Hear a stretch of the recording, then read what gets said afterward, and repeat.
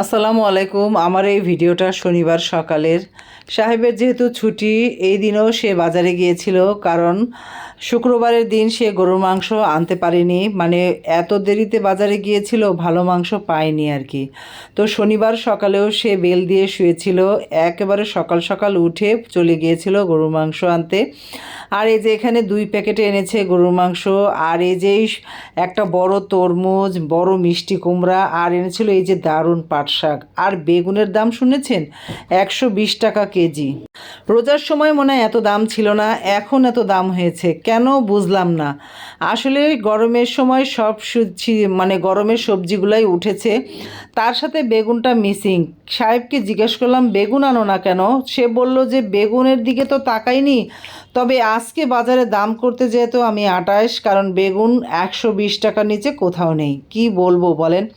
আর এই যে এদিকে আমি রান্না শুরু করার আগেই মুগ মসুরির ডালগুলো বসিয়ে দিয়েছিলাম সুন্দর করে। এই ডালটা হয়ে যাচ্ছে, আর গরুর মাংসটাও সব মশলা দিয়ে মেখে সুন্দর করে বসিয়ে দিয়েছিলাম।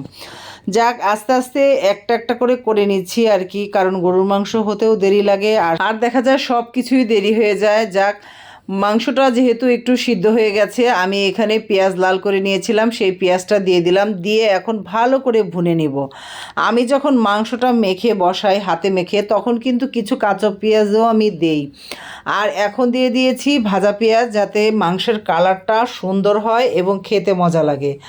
আর এভাবে কিন্তু মাংস রান্না করলে অনেক মজা হয়। যারা এইভাবে রান্না করেননি কখনো, একবার রান্না করে দেখবেন, অনেক ভালো লাগবে খেতে।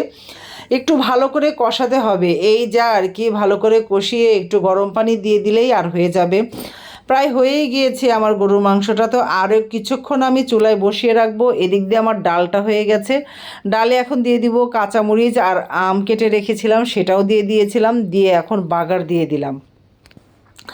এই বাগার দিলে এই আম ডালটা খেতে যে কি ভালো লাগে। আর এই যে সর্বশেষ এই ভাজিটা বানাচ্ছিলাম, এখানে পটল, আলু আর বেগুন, একটা বেগুন দিয়েছিলাম, দিয়ে মানে ভাজি করব। যেহেতু একটা চুলা খালি, তাই ভাতটাও বসিয়ে দিয়েছিলাম। আর এই যে ভাজিটা হয়ে যাওয়ার পর একটু দেখতে সুন্দর যাতে লাগে, সেজন্য একটু পেঁয়াজ বেরেস্তা উপর দিয়ে ছিটিয়ে দিচ্ছিলাম। দেখতে কিন্তু ভারী সুন্দর লাগে এভাবে দিলে, খেতেও মজা লাগে যেমন, আর দেখতেও সুন্দর লাগে। কি বলেন আপুরা? এভাবে কিন্তু ভালোই লাগে। আর এই যে রান্না বান্না আমার পুরোই কমপ্লিট। আর এই যে শসা আর টমেটো দিয়ে একটা সালাদ কাটা হয়েছিল, আর এই যে পাট শাক, শুকনা মরিচ, অনেক মজার হয়েছিল খাবারটা।